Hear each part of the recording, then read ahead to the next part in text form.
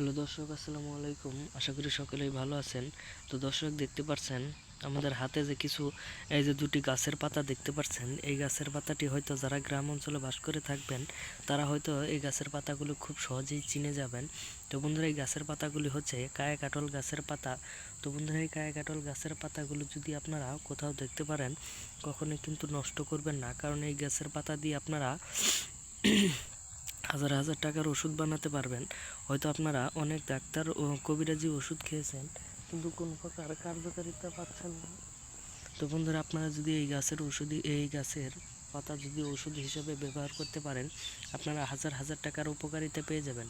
তো বন্ধুরা, এই গাছের পাতাগুলি কিন্তু খুবই কার্যকারী একটি গাছের পাতা, এবং এই গাছের পাতাগুলি দিয়ে আপনারা অনেক ধরনের রোগের ওষুধ তৈরি করতে পারবেন।